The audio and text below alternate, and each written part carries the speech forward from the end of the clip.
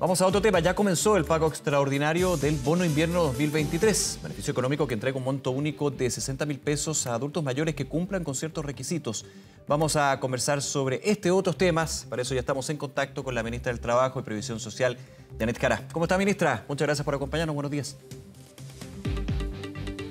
Buenos días, muchas gracias por poder estar hoy día también informando junto a ustedes. Sí, pues esa es la idea y hay varios temas. Quiero comenzar brevemente, primero con un dato que estábamos entregando hace algunos segundos, ministra, que tiene que ver con la tasa de desempleo del trimestre marzo-mayo, 8,5%, y aquí lo preocupante es que se van cumpliendo los pronósticos con respecto a los problemas del mercado laboral en la situación económica. Séptima alza consecutiva tras las caídas de hace 7 meses. ¿Cómo se ve desde el gobierno este dato en particular y la situación del empleo en Chile? Bueno, nosotros hemos estado monitoreando con atención el comportamiento del empleo, ¿cierto? Porque hemos vivido un ajuste económico importante con tasas de interés que han sido bastante altas y que han ido repercutiendo también en otros factores del mercado, como el propio mercado laboral, además de los elementos que tienen que ver con la estacionalidad del invierno y cómo se porta el empleo en el invierno. En ese sentido, los datos, claro, nos arrojan que ha habido un alza en los últimos 12 meses, pero si uno lo mira respecto al trimestre anterior, se produce una disminución. Entonces, sus efectos todavía van siendo acotados dentro de los márgenes esperados, pero sin duda tenemos que seguir fortaleciendo medidas desde las políticas públicas que puedan ayudar a combatir el desempleo. Y por eso el presidente anunció el 1 de junio este fondo por 50.000 millones de pesos para apoyar a los empleadores en la creación de puestos de trabajo. Así como también ahora estamos trabajando, ¿cierto?, en las regiones que han sido las más azotadas por los temporales, también con una herramienta para poder retener la mano de obra, que también va a ser un tema complejo que vamos a tener que apoyar en las próximas semanas y meses. Claro, medidas que también se suma, por ejemplo, la extensión del IFE laboral y otros temas, ministra Jara. Y en este punto, déjeme preguntarle también por la situación del empleo informal, que es un síntoma, una señal también relevante en términos de este ajuste que se genera en el mercado laboral, que siempre pasa en situaciones económicas así. ¿Preocupa también cómo se ha abordado este punto en particular? Sí, yo diría que nosotros tenemos una situación en torno a la informalidad en el empleo que se ha mantenido más o menos estable en el tiempo, entre un 27,4 y 27,5%. Sin embargo, se observa mucha más gente en la calle ejerciendo labores de comercio informal, que es lo que genera, ¿cierto?, una evidente manifestación pública de lo que significa el comercio informal. Asimismo, hay dos elementos que hay que tener a la vista. De los más de 170.000 puestos de trabajo creados durante los últimos 12 meses, 120 y algo mil son formales. Por tanto, hay un esfuerzo también que ha tenido mucho que ver con la aplicación del IFE laboral que usted mencionaba. Ahora, ¿qué es lo que nos ha pasado? Que para salir de la pandemia, la recuperación del mercado laboral ha sido un proceso también. Esto no ha sido, yo creo que a veces se piensa que las cosas pasan de un día para otro, pero estos son procesos. Entonces, claro, el ajuste en el empleo ha tenido que ver con que hay personas que han salido a trabajar, que estaban fuera, ¿cierto?, de la fuerza de trabajo. Hay personas que habían estado en la fuerza de trabajo y se habían tenido que quedar ejerciendo labores de cuidado como las mujeres. Y por otro lado, que se ha puesto más lenta la creación de nuevos puestos de trabajo. Eso también es un dato de realidad. Y eso ha tenido que ver con todo el ciclo de la economía. Como hemos tenido altas tasas inflacionarias, altas tasas de interés que dificultan el acceso al crédito también y la inversión. Y esto va generando, ¿cierto?, el proceso de enfriamiento necesario que hemos experimentado después de la pandemia para poder luego volver a los índices que son más normales, ¿no? Pero el proceso de ajuste está en curso. Si bien en los otros indicadores vamos ya teniendo noticias más positivas, como en el caso de la inflación, que bajó de su momento peak de más de 2 dígitos ahora, un 8, algo, y se espera que de aquí a fin de año sea un indicador cercano al 5%, pero en el caso del empleo el ajuste siempre es más lento, va más rezagado, como se dice. Claro, hay un rezago en este ajuste, ministra Jara, que es complejo, especialmente para quienes son más vulnerables, y quiero ir justamente a lo que comentábamos al comienzo de esta entrevista, que tiene que ver con nuevo pago, podríamos decir, el segundo pago del bono invierno, que apunta a los adultos mayores en su gran mayoría. Recordemos también cómo ha sido esto, porque muchos quizás se perdieron un poquito en este punto. Bueno, pero si el bono invierno ya hubo, ¿por qué este nuevo pago extraordinario solamente por una vez? ¿Cuáles son ahí los elementos a destacar más relevantes en términos de información? Sí, lo que pasa es que en Chile, ¿cierto? Existe hace mucho tiempo el bono invierno, que es un aporte económico de 75.000 pesos que se entrega a las personas que están recibiendo algún tipo de pensión, ¿ya? Con un límite, y hace que cerca de 1.600.000 personas en Chile lo reciban. Esto se pagó en el mes de mayo, se les depositó en sus cuentas, ¿cierto? Donde además se les deposita su pensión, y es un proceso más o menos automático, porque las nóminas las tiene el Instituto de Previsión Social, porque es el que distribuye el pago de las pensiones, entonces ya están ahí. ¿Qué es lo que ocurre? Que distintos parlamentarios le manifestaron al presidente de la República, cuando los días previos a su cuenta pública el 1 de junio, que pudiera ser un aporte extraordinario para este invierno, considerando precisamente lo que estamos conversando, ¿no? Lo que ha sido salir de la pandemia, el alza de los precios, ¿cierto?, que han experimentado las personas. Y el presidente Gabriel Boric decidió que se pudiera disponer de un aporte adicional de 60.000 pesos, que es muy similar al aporte adicional que se hizo en el bono marzo. No sé si usted se acuerda que se duplicó, sí, claro, en el mes de marzo. Claro, y ahora entonces este mismo aporte se va a hacer, pero para los pensionados. ¿Qué es lo que se hizo? Entonces el presidente lo anunció, nosotros tramitamos rápidamente la ley, agradezco a los parlamentarios que muy transversalmente la apoyaron, y el Instituto de Previsión Social ya está haciendo los depósitos automáticos. Entonces las personas no tienen que postular, salvo que tengan un reclamo, una duda, si son o no beneficiarias, pueden hacerlo o en Chile Atiende o en la página web del IPS, y los depósitos ya están haciéndose efectivos en la cuenta RUT. Voy a remarcar ese punto extraordinario. Obviamente está la posibilidad de que ya pensando a futuro, Sí, que falta todavía, el próximo año se pueda dar esta posibilidad, pero tener claro de que es extraordinario de una sola vez, no hay que postular para también tenerlo en consideración, ¿no? sí, para tenerlo en consideración, son beneficios, yo diría, que se incrementan de forma extraordinaria en este año, precisamente por lo que estábamos conversando, Nicolás, porque hemos tenido una situación más compleja, y es evidente que se requiere más ayuda en este contexto. Con todo, la situación de los pensionados en nuestro país, como lo ha dicho también el presidente de la República, no la vamos a poder resolver a punta de bonos, ¿no? Yo creo que es algo que ya todos tenemos claro y que tenemos que hacernos cargo de más de fondo.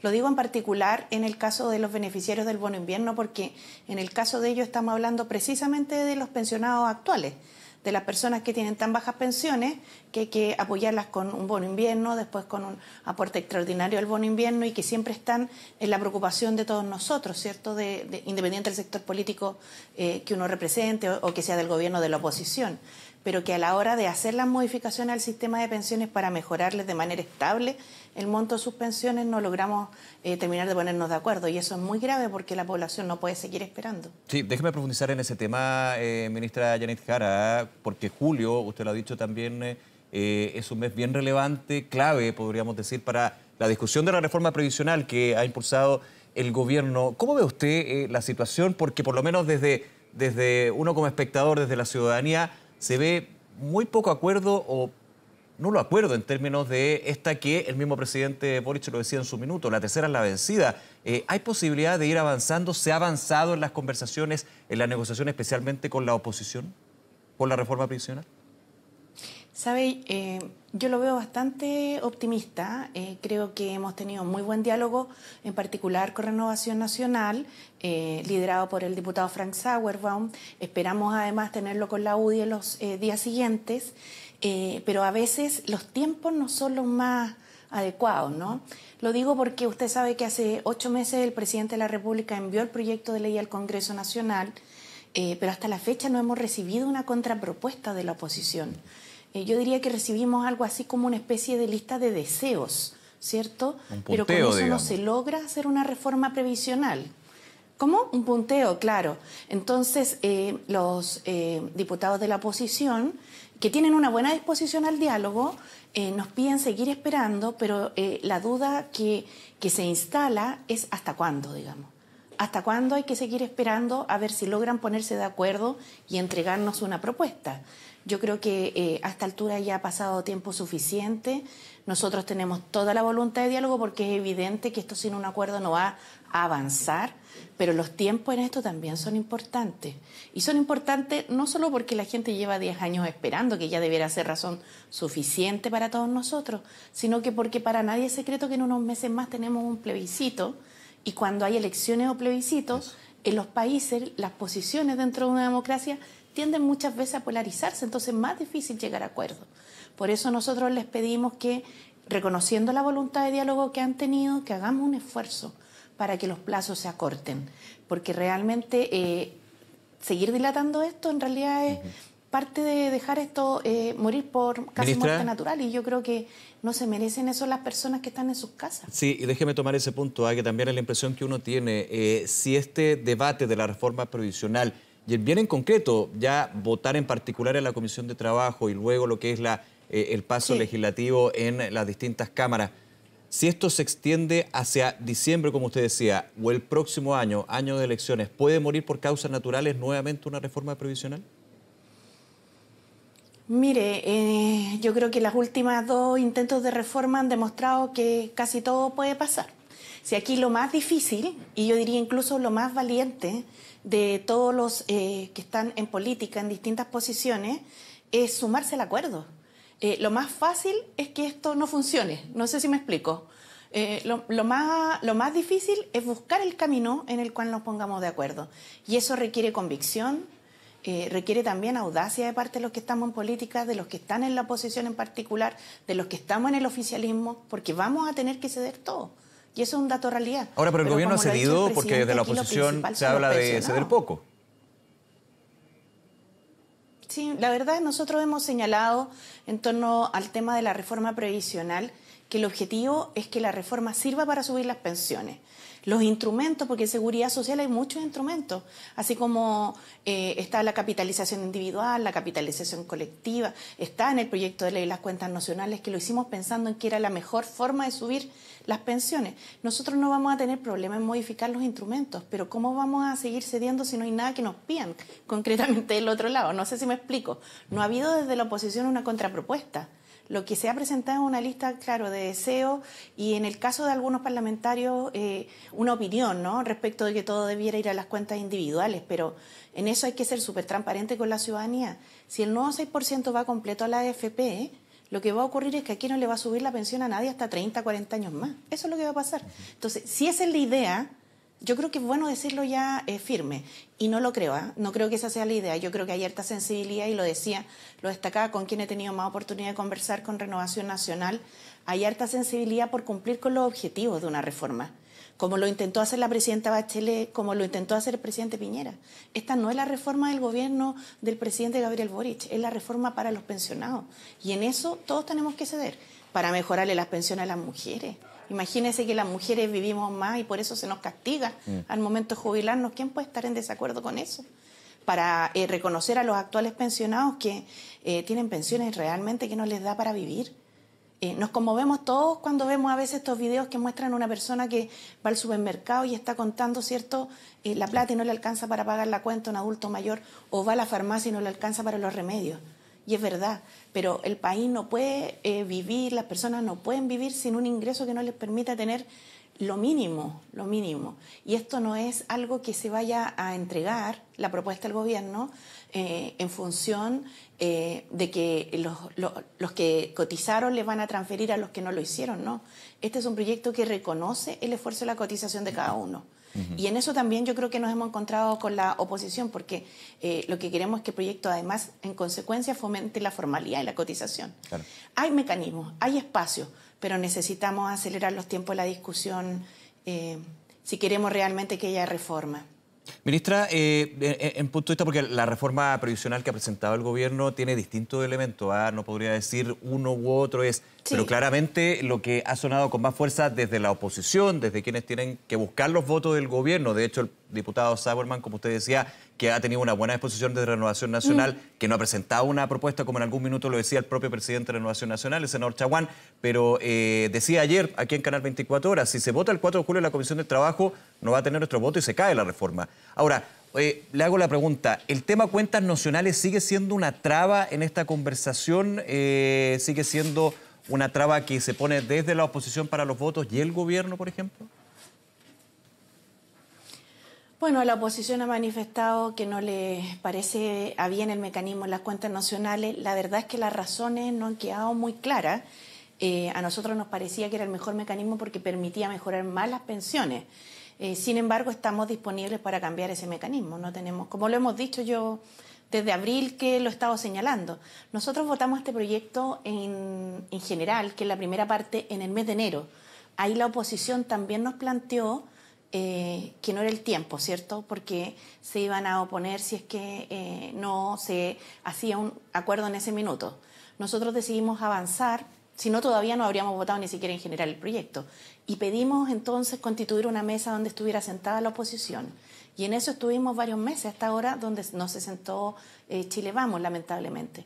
Hoy día recién estamos, yo diría un mes ya, pudiendo conversar más concretamente, en particular con Renovación Nacional. Hay que, por cierto, voy a conversar nuevamente con el presidente, con los dirigentes de la UDI, para efectos de poder también estar presente en esta mesa. Pero los mecanismos no son lo que a nosotros nos preocupa el resultado realmente. Y el resultado tiene que ver con dos cosas. Como señalaba, que si hay una nueva cotización, sí, esa nueva cotización no puede ir a cuentas individuales completamente, sino de verdad no vamos a poder subir las pensiones a millones de personas. Y eso hay que decirlo súper claro y transparentemente.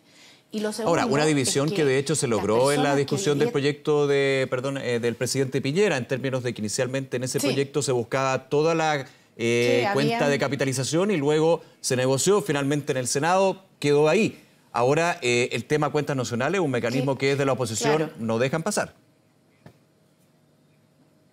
Sí, como señalaba, han manifestado su negativa sin expresar razones. Yo creo que hay espacio para un acuerdo en esto. En el gobierno de la presidenta Bachelet, donde me tocó jugar el rol de subsecretaria de Previsión Social, también se presentó un proyecto de ley que hablaba, ¿cierto?, de una cotización que iba en parte a solidaridad y en parte a cuentas individuales. Hoy día, en el gobierno del presidente Piñera, si bien partió de una manera, terminó, ¿cierto?, de otra. Pero el punto es poder cerrar ese acuerdo, poder cerrarlo, porque a mí me preocupa, como ministra del gobierno del presidente Boric, que evidentemente, si nosotros hoy día vemos que el discurso se ha ido llevando más hacia lo individual, más hacia las AFP por parte de algunos parlamentarios, eso me preocupa porque significa que en el fondo no se está viendo la magnitud del problema que tenemos. Y si hay 3 gobiernos de distintos signos políticos que han tratado de hacer una reforma a las pensiones, es porque este es un tema país. Entonces, cuando después falta cohesión social, hay desafección ciudadana, ¿cierto? Esto también tiene mucho que ver con eso. Nosotros necesitamos que la política sea efectiva para apoyar y solucionar la vida de las personas. Pero mire, en los mecanismos tengan la tranquilidad, nosotros vamos a buscar todos los mecanismos, y de hecho lo hemos estado haciendo, tenemos un montón de estudios, análisis actuariales, que son los que les vamos a presentar también a la oposición, a efectos de poder tener un acuerdo. Pero el punto es que esto tiene que ser pronto, y yo creo que ese es el llamado que es más importante, porque si no lo que queda en el aire es que estamos dejando que esto pase nomás. Claro. Haciendo tiempo, ¿no? Porque en enero no se quiso apoyar después de 40 audiencias que se recibieron en la Comisión de Trabajo. En marzo no se quisieron integrar a la Comisión Técnica de Expertos para negociar indicaciones, no sé por qué razón. Y ahora tampoco es tiempo, siendo que esto ya lleva un mes y medio, 2 meses de anuncio. Entonces, ¿cuándo va a ser el momento? Esa es la pregunta. Llevamos 8 meses y todavía no hay propuesta alternativa. Yo no sé si la oposición no logran ponerse de acuerdo entre ellos o qué, digamos, o no van a presentar propuesta alternativa, ¿no? Entonces yo diría que ya va siendo tiempo y que esa buena voluntad que se ha indicado tantas veces tenerse y esa vocación por reformar el sistema de pensiones y mejorarle la vida a las personas se haga realidad. Sí, ministra Jara, nos quedan pocos minutos de esta conversación, agradeciéndole por supuesto su disposición. No quiero dejar pasar un tema relativo a lo que es la emergencia en la zona centro-sur del país con respecto a la siguiente pregunta. Sí, de todas maneras, si han habido denuncias sobre problemas de personas que han sido damnificadas y se habla de despidos, usted ha sido bien categórica y se sabe en la emergencia. También hay un tema de criterio en términos de que no pueden haber despidos injustificados cuando una persona está en plena emergencia. ¿Cómo se ha evaluado desde la cartera y la Dirección del Trabajo este tema? Sí, mire, señalar respecto a los temas laborales en torno a la emergencia, dos cosas. La primera de ellas es que la Dirección del Trabajo emitió un dictamen que lo que hace es fijar, ¿cierto?, interpretando el sentido y alcance de la ley, que señala que las personas que tengan que ausentarse del trabajo con motivo de haber vivido los estragos, ¿cierto?, del temporal, por ejemplo, su casa se inundó, no pueden considerarse una ausencia injustificada de la empresa y despedirse por esa causal. No sé si me explico, porque no está injustificado, sino que lo que totalmente ocurrió es que justificado. precisamente está viviendo un... Claro. Yo estuve hasta anoche en Coltauco, llegué bastante tarde a Santiago y lo que percibí de los últimos días es que los trabajadores, más que algunos ser despedidos, sí varios habían sido ya llamados a trabajar, con independencia de la situación que estaban enfrentando, ¿ya? No solamente en esa zona, digamos, en distintos lados me han llegado alertas de este tipo. Sí, y ese llamado a trabajar con la posibilidad de lo que terminen despidiendo por esa ausencia. Tal cual. Tal cual. Pero así como habían casos de esta manera, de esta forma, digamos, había un conjunto de otros casos en los cuales los empleadores de mutuo propio, y aquí quiero hacer un reconocimiento a muchos de los packing que están precisamente en la región de O'Higgins, donde los empleadores les dieron la semana a los trabajadores porque fueran a recuperar sus casas, y solo aquellos que no habían sido víctimas del temporal o de la inundación directamente, digamos, estaban en la empresa tratando de hacer el despeje del barro y todo lo demás. Entonces, hay normativa, hay un dictamen, pero también hay un sentido de empatía y humanidad muy necesario en estas circunstancias, porque imagínense, o sea, sumarle a todo el drama que las familias están viviendo, además la posibilidad de quedar desempleados es una preocupación no menor. Y por lo mismo la segunda medida que quería comentar es que el presidente de la República nos ha encargado constituir lo que se denomina un comité de ayudas tempranas, ¿cierto? Que lo que hace es, frente a una emergencia, definir medidas de corto, mediano y largo plazo, por cierto, que tienen que ver, por ejemplo, con obras públicas en torno a las riberas de los ríos. Ya señalaba ayer el ministro de Agricultura apoyo a los beneficiarios de los programas de INDAVI y PRODESAL, pero desde el ámbito laboral hay una medida de cortísimo plazo que se va a implementar la próxima semana en la página web del CENSE y que consiste en un subsidio de retención laboral. ¿Qué es lo que hace? Es apoyar con el 80% del ingreso mínimo mensual a los empleadores que vivieron, ¿cierto?, las dificultades de las inundaciones en su empresa y que por tanto su proceso productivo, ¿cierto?, se ve mermado para que paguen los salarios y no se produzcan despidos. Este subsidio se paga 3 meses por el 80% del salario mínimo mensual y los siguientes 3 meses por el 60% del salario mínimo mensual. Y busca ir directamente al grano, ¿cierto?, de aquellos que están perjudicados por estas inundaciones. Bien, ministra Janet Jara, muchísimas gracias por su tiempo, por hablar todos estos temas con nosotros a esta hora aquí en Canal 24 Horas. Que le vaya muy bien. Muchísimas gracias a ustedes. Que esté muy bien, hasta luego. Hacemos